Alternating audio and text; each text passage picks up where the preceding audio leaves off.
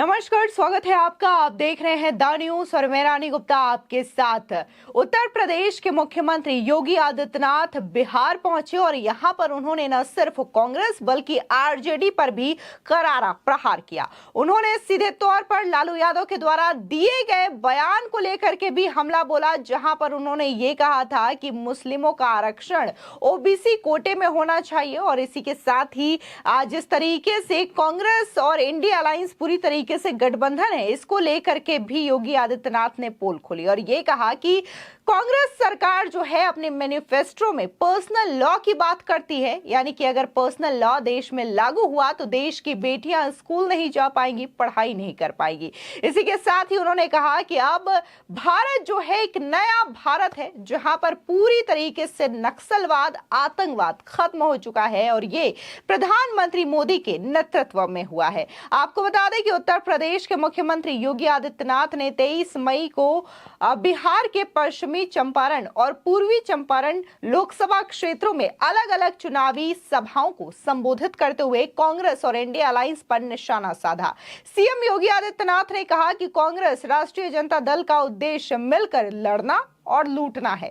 CM योगी ने जनसभा में मौजूद बुलडोजर को देखते हुए कहा कि यहां आने से पहले जो बुलडोजर यहां मंगवाया गया, यही माफिया और आतंकवादियों का सबसे अच्छा इलाज है। कांग्रेस और आरजेडी देश में पर्सनल लॉ के जरिए तालिबानी शासन लागू करना चाहते हैं। ऐसे तालिबानी शासन में बेटियां पढ़ने नहीं जा पाएंगी, महिलाएं बाजार नहीं जा पाएंगी और बुरके में कैद हो जाएंगी, जिसे कोई भी हिंदुस्तानी बर्दाश्त नहीं कर पाएगा। इसी के साथ ही सीएम योगी आदित्यनाथ ने इंडिया अलायंस के मंसूबों को लेकर के भी जनता के सामने बात रखी और यह कहा कि देश की जनता का जो आरक्षण है, ओबीसी का जो आरक्षण है, उसमें भी इंडिया अलायंस अपनी तुष्टीकरण की राजनीति को अंजाम देने के लिए सेंध लगाने की कोशिश लगातार कर रही है, लेकिन बीजेपी ऐसा होने नहीं देगी। बीजेपी इस देश में धर्म के आधार पर आरक्षण कभी भी लागू नहीं होने देगी। एक बार आप भी सुनिए कि कैसे सीएम योगी आदित्यनाथ बिहार में गरजते हुए नजर आ रहे हैं। यह नया भारत सर्जिकल स्ट्राइक और एयर स्ट्राइक के लिए भी हमेशा तैयार रहता है। अगर कोई हमारे नागरिकों को मारेगा तो उसके घर में घुस करके उसका काम तमाम करने का कार्य भी नया भारत करता है। बहनों और भाइयों, आतंकवाद और नक्सलवाद की समस्या का भी समाधान हुआ है और इन सब के साथ साथ जो सबसे बड़ी बात थी, जो कांग्रेस और आरजेडी को अच्छा नहीं लग रहा है, 500 वर्षों का इंतजार समाप्त कर दिया। अयोध्या में प्रभु रामलला विराजमान हो गए ना। और बिहार वासी तो इतने मगन हैं प्रभु रामलला के आने पर, क्योंकि मां जानकी का मायका जो बिहार में है, तो सब लोग खुश हैं कि प्रभु अयोध्या में फिर से विराजमान हो गए हैं। आज भगवान राम का राज तिलक भी हो रहा है, सूर्य तिलक के रूप में हो रहा है। आज भगवान राम अयोध्या में अपना जन्मोत्सव भी मना रहे हैं, होली भी मना रहे हैं। ये सब किसके कारण? मोदी जी के कारण। किसके कारण? आज आप अयोध्या जाके देखिए, ऐसी चमका दी गई अयोध्या, ऐसी चमका दी गई, ऐसी चमका दी गई, आपको लगेगा कि अयोध्या प्रभु राम के समय की अयोध्या आ गई है। कभी अयोध्या जाकर के देखें आप। महर्षि वाल्मीकि की साधना स्थली यहां पर है। और बहनों और भाइयों, महर्षि वाल्मीकि के नाम पर इंटरनेशनल एयरपोर्ट का निर्माण अयोध्या धाम में हुआ है। निषाद राज भगवान राम के मित्र थे। वहां जितने भी यात्री विश्रामालय हैं, सब निषाद राज के नाम पर हैं। श्रद्धालुओं के लिए फ्री भोजन की व्यवस्था अयोध्या में ये माता सबरी भोजनालय से प्राप्त होता है। बहनों और भाइयों, आज आप अयोध्या में जाएंगे, एक नई अयोध्या का एहसास होगा। और इस नई अयोध्या के लिए आज हम सबको मोदी जी को हृदय से धन्यवाद देना चाहिए। और इसीलिए मैं आज आपके पास आया हूं कि बहनों और भाइयों, भारतीय जनता पार्टी और एनडीए देश का सम्मान बढ़ा रही है, देश की सुरक्षा के लिए कार्य कर रही है, देश के अंदर समृद्धि के लिए, विकास के लिए, विरासत के लिए, गरीब कल्याण के लिए कार्य कर रही है। तो दूसरी ओर ये कांग्रेस और आरजेडी का गठबंधन, एक गठबंधन, एक इसका उद्देश्य क्या है? गठबंधन का उद्देश्य है कि सत्ता प्राप्त करना, मिलकर के लड़ना और जीत करके लूटना। लूटने की क्या स्वतंत्रता देंगे अब इनको? कतई नहीं देना है। बिहार को जेडीयू और बीजेपी की सरकार ने जिस अराजकता से उबारा है, आज बिहार को उधर नहीं जाने देना है। बहनों और भाइयों, मैं तो आपसे कहने के लिए आया हूं, मैनिफेस्टो में आप देखिए, मोदी जी ने कहा है हम आत्मनिर्भर और विकसित भारत बनाएंगे, लेकिन कांग्रेस और इनके सहयोगी क्या कहते हैं? बिहार में लालू जी कहते हैं कि सभी ओबीसी का आरक्षण मुसलमानों को दे देना चाहिए। क्या मिलना चाहिए क्या? और कांग्रेस का मैनिफेस्टो भी क्या कहता है? कांग्रेस का मैनिफेस्टो कहता है कि अनुसूचित जाति, जनजाति और पिछड़ी जाति के आरक्षण का लाभ इनसे काट करके मुसलमानों को देंगे। क्या आप इसको स्वीकार करेंगे क्या? एक तरफ आपके आरक्षण पर सेंध लगाने की तैयारी आरजेडी और कांग्रेस कर चुकी है, लेकिन भारतीय जनता पार्टी इनके मंसूबों को पूरा नहीं होने देगी। और दूसरी तरफ इनका जो मैनिफेस्टो है वह कुछ अन्य खतरनाक बातें करता है। खतरनाक बात एक, ये कहते हैं हम विरासत टैक्स लगाएंगे।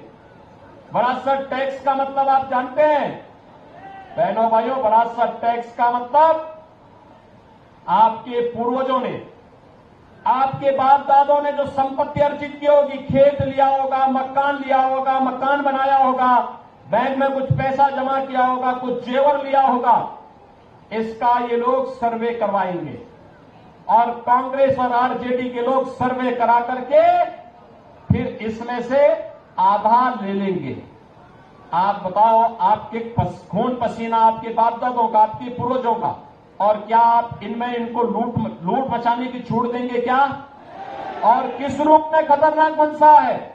अगर आपके 2 कमरे का घर है, एक कमरा आपके लिए रखेंगे, दूसरे को कहेंगे भाई तो खाली करना पड़ेगा विरासत टैक्स के नाम पर, और विरासत टैक्स के नाम पर उसको खाली करवा करके किसी पाकिस्तानी, किसी बांग्लादेशी और किसी अफगानिस्तानी मुसलमान को दे देंगे। अरे क्या करने जा रहे हैं ये लोग? यानी विरासत टैक्स, ये औरंगजेब की आत्मा घुस गई है इनके अंदर, औरंगजेब की आत्मा। बहन और भाइयों, औरंगजेब मुगल काल का सबसे क्रूर बादशाह था। मुसलमान भी अपने पुत्र का नाम औरंगजेब नहीं रखता, क्योंकि औरंगजेब ने सबसे पहले अपने भाई की हत्या की, फिर अपने बाप को कैद करके एक एक बूंद पानी के लिए तरसाया था। अगर औरंगजेब की कारस्तानी देखनी है तो पटना की खुदाबख्त लाइब्रेरी में जाकर के पढ़िए। वहां पर इसका बाप शाहजहां, जिसने आगरा का ताजमहल बनाया था, शाहजहां कहता है कि किसी को औरंगजेब जैसा पुत्र न पैदा हो, क्योंकि इसने मुझे जीते जी एक एक बूंद पानी के लिए तरसाया है। वो कहता है इससे अच्छा तो हिंदू है, अपने बड़े बुजुर्गों का सम्मान करता है और मरने के बाद उन्हें श्राद्ध और पितरों को तर्पण देकर के उनकी तृप्ति करता है। बहन और भाइयों, औरंगजेब ने हिंदुओं पर एक टैक्स लगाया था, उसका नाम था जजिया कर। क्या नाम था? जजिया कर। और जजिया कर क्या था? हिंदू या तो जजिया कर दे और नहीं तो मुसलमान बने। और आज कांग्रेस भी विरासत टैक्स, ये जजिया कर ही है इनका। क्या आप ये जजिया कर कांग्रेस और आरजेडी का लगाने देंगे क्या? लगाने देंगे क्या? तीसरा, इनके द्वारा कहा जा रहा है कि हम आएंगे तो पर्सनल लॉ लागू करेंगे। पर्सनल लॉ का मतलब जानते हैं आप?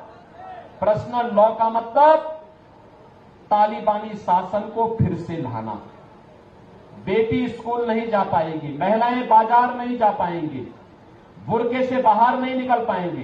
कहां ले जाना चाहती है कांग्रेस और आरजेडी? बिहार को और देश को। और चौथी खतरनाक बात ये कहते हैं, अल्पसंख्यकों को खान पान की स्वतंत्रता देंगे। खान पान की स्वतंत्रता का मतलब उनकी रुचि का खान पान। अरे जो बहुसंख्यक खाता है वो अल्पसंख्यक भी खाता है, कोई भेद तो है नहीं। एक मुद्दे पे भेद होता है, जब कोई मुसलमान गौ कसी करता है, गौ हत्या करता है, हिंदू उग्र होकर के सामने आ जाता है, कहता है जन्म जन्म का नाता है, गाय हमारी माता है, कहता है ना। और ये कहते हैं कि हम उनको अब गौ कसी करने की छूट देंगे। क्या आप देंगे क्या कांग्रेस को वोट? अरे राम जन्मभूमि का मंदिर बना के जो पुण्य अर्जित किया है, वह कांग्रेस और आरजेडी को वोट देकर के पाप में मत बदलना। आपको बता दें कि सीएम योगी आदित्यनाथ ने पश्चिमी चंपारण में अपने प्रत्याशी जो हैं संजय जायसवाल, उनके लिए जनता को संबोधित किया और ये कहा कि मोदी सरकार में आतंकवाद और नक्सलवाद का सफाया हो चुका है। अयोध्या में प्रभु श्री राम विराजमान हो गए हैं, जिससे बिहारवासी मग्न हैं, क्योंकि बिहार माता जानकी का मायका है। आज अयोध्या में भगवान श्री राम का सूर्य तिलक भी हो रहा है। उन्होंने कहा कि बिहार में लालू यादव कहते हैं कि ओबीसी का आरक्षण मुसलमानों को दे देना चाहिए। यही बात कांग्रेस का मैनिफेस्टो भी कहता है कि अनुसूचित जाति, जनजाति और पिछड़ा वर्ग के आरक्षण से काटकर मुसलमानों को दे देना चाहिए। वहीं दूसरी ओर जब सीएम योगी आदित्यनाथ पूर्वी चंपारण में बीजेपी प्रत्याशी राधा मोहन सिंह के समर्थन में आयोजित रैली को संबोधित करने पहुंचे, तो वहां पर भी उन्होंने कांग्रेस और आरजेडी पर जमकर निशाना साधा और उन्हें राम विरोधी और भारत विरोधी तक करार दे दिया। उन्होंने कहा कि इनके कारनामे गरीब विरोधी भी हैं। ये जनता, बेटी और व्यापारी की सुरक्षा के विरोधी है। कांग्रेस और आरजेडी का गठबंधन बिहार के लिए अशुभ है। इनके राज में गुंडागर्दी, लूटपाट और उपद्रव होते थे। सीएम योगी ने कहा कि आज मोदी जी के नेतृत्व में आतंकवादियों का सफाया हो चुका है। ये नया भारत है, ये किसी को छेड़ता नहीं, मगर कोई छेड़ेगा तो उसे छोड़ता भी नहीं। और यही कारण है कि आज पाकिस्तान अपने को बचाव की मुद्रा में रखता है। इंडी गठबंधन अपने मैनिफेस्टो में मुसलमानों को खाने पीने की स्वतंत्रता देने की बात करती है। आखिर इसका मतलब क्या है? आखिर जो इंडिया अलायंस अपना मैनिफेस्टो लेकर के आई है, कांग्रेस पार्टी अपना मैनिफेस्टो लेकर के आई है, तो क्या इस मैनिफेस्टो के जरिए वो देश में शरिया लागू करना चाहते हैं? आपको बता दें कि सीधे तौर पर यहां पर न सिर्फ सीएम योगी आदित्यनाथ ने मोदी सरकार के जो कार्यकाल रहे उसको लेकर के तारीफ की, बल्कि इन 10 सालों में किस तरीके से मोदी सरकार ने काम किया, खासकर गरीबों को लेकर के, पिछड़ों को लेकर के, गांवों को लेकर के, इन तमाम योजनाओं को भी उन्होंने जनता के सामने विस्तार से रखा और ये भी उदाहरण दिया कि आज उत्तर प्रदेश की स्थिति क्या है, बिहार की स्थिति क्या है, जब से बिहार में एनडीए के समर्थन में सरकार बनी है। नहीं तो फिर आरजेडी के अगर राज की हम बात करें तो बिहार जो है जंगल राज से जूझता था। लगातार वहां पर जो जनता थी वो पलायन कर रही थी, क्योंकि ना तो वहां पर खाने की बेहतरीन स्थिति थी और ना ही वहां पर शांति से लोग रह पाते थे, क्योंकि लालू के राज में गुंडागर्दी इतनी ज्यादा थी, जंगल राज इतना ज्यादा था कि लोगों को पलायन होने पर मजबूर होना पड़ता था। लेकिन जब से बिहार में एनडीए की सरकार बनी है, अब ऐसा नौबत नहीं है। फिलहाल इस पूरे मामले को लेकर के आपकी क्या राय है, हमारे कमेंट सेक्शन में जरूर बताएं। धन्यवाद।